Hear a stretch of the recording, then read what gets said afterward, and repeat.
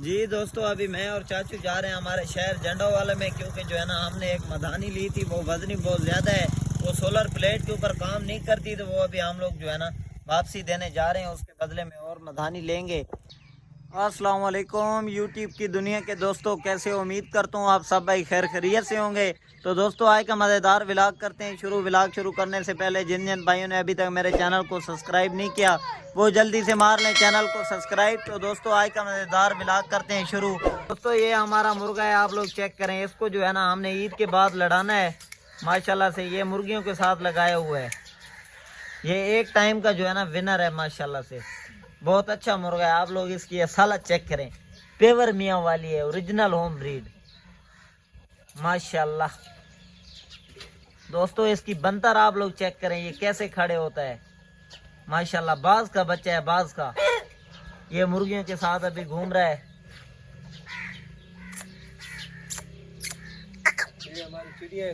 जी दोस्तों ये हमारी मुर्गियां हैं, ये छोटे पट्ठों के साथ घूम रही हैं।